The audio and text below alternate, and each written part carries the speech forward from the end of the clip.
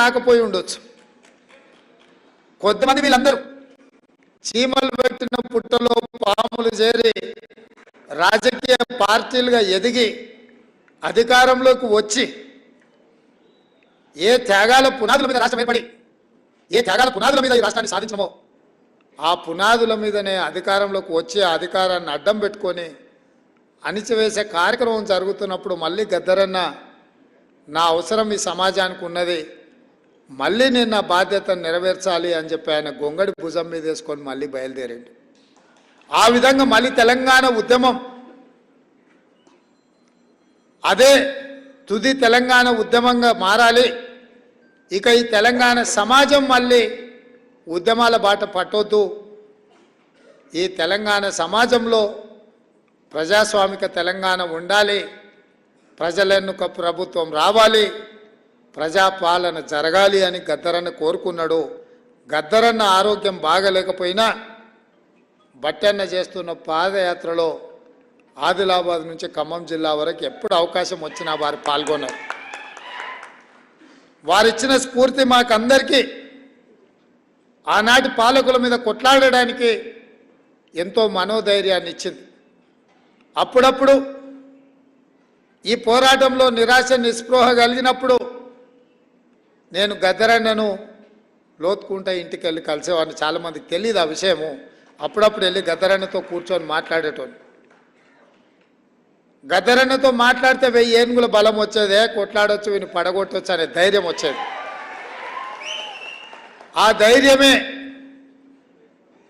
ఘడీల రూపంలో నిర్మించుకొని ఇనుప కంచెలేసుకొని తెలంగాణ ప్రజల యొక్క చెమట వాసన చూడని నేను తెలంగాణ ప్రజలకు ప్రవేశం లేదు ఈ గడీలో అని విర్రవీగినరో ఆ గడీల తలుపులు బద్దలు కొట్టి తెలంగాణ ప్రజలందరినీ ఇది మీది, మీ రక్తాన్ని చెమటగా మార్చి చెల్లించిన పన్నులతో నిర్మించిన భవనాలు భవంతులు ఇవి పేద ప్రజల యొక్క అభ్యున్నతి కోసం పరిపాలన నిర్ణయాలు తీసుకోవడానికి ఉపయోగించాలి, అందుకే దీనికి జ్యోతిరావు పూలే గారి పేరు ఉండాలి అని చెప్పి మా ఒత్తిడితో మా పోరాటంతో మేము ప్రకటించినాం.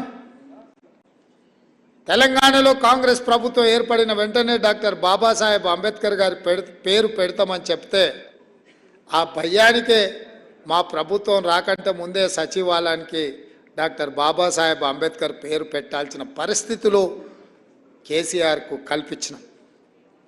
ఇంతకుముందు పెద్దలు కంచయ్యలయ్య గారు, కవిత గారు నాకు ఫోన్ చేసిండ్రు, అసెంబ్లీలో జ్యోతిరావు పూలే గారి విగ్రహాన్ని పెట్టడానికి మీరు రావాలి అని. అయితే చాలామంది ఆ 10 ఏళ్ళు ఎందుకు పెట్టలేదు, 10 ఏళ్ళు ఎందుకు అడగలేదు అంటారు. ఆ 10 ఏళ్ళు వాళ్ళ నాయన మీద సంపూర్ణమైన నమ్మకం ఉండి ఈయన దుర్మార్గుడు, ఈయన పెట్టాడు కాబట్టే ఈరోజు ప్రజాప్రభుత్వం వచ్చింది, తప్పకుండా ప్రజాప్రభుత్వం పెట్టడానికి అవకాశం ఉంది అని చెప్పి వినతి పత్రం తీసుకొని వచ్చి ఏ దళితున్నైతే ముఖ్యమంత్రిని చేస్తా అని చెప్పి మాట ఇచ్చి మోసం చేసిండో ఆ దళితున్నే ఇందిరమ్మ రాజ్యంలో అసెంబ్లీకి స్పీకర్గా నిర్ణయిస్తే ఆ దళితుడే స్పీకర్గా ఉంటే మా గడ్డం ప్రసాద్ గారికి కల్వకుంట్ల కవిత గారు వినతి పత్రాన్ని ఇచ్చిండ్రంటే ప్రజాప్రభుత్వం వచ్చినట్టే, ప్రజాపాలన మొదలైనట్టే అని చెప్పి నేను వేదిక మీద నుంచి చెప్పదలుచుకున్నాను. తండ్రి మీద విశ్వాసం లేక, నమ్మకం లేక తండ్రి ఈ ప్రజాపాలనకు వ్యతిరేకి అని తెలిసి చెప్పడానికి బేసిజం అడ్డం వచ్చిందేమో నాకు తెలియదు, కానీ అందుకే 10 సంవత్సరాల తర్వాత ఏర్పడ్డ కాంగ్రెస్ ప్రభుత్వంలో స్వేచ్ఛగా వాళ్ళు కూడా వచ్చి వినతి పత్రాలు ఇచ్చేటంత స్వేచ్ఛను కాంగ్రెస్ పార్టీ ఇచ్చింది అని అంటే ఇంతకంటే ఇంకేం కావాలి? అందుకే మిత్రులారా, ఈ ప్రభుత్వం ప్రజలు ఎన్నుకున్న ప్రభుత్వం, ఈ ప్రభుత్వం ప్రజల ఆలోచనలకు అనుకూలంగా ప్రజల యొక్క అభ్యున్నతి కోసం పరిపాలన నిర్ణయాలు చేయడానికి ఎన్నుకున్న ప్రభుత్వం. తప్పకుండా మిత్రులు చాలామంది ఇక్కడ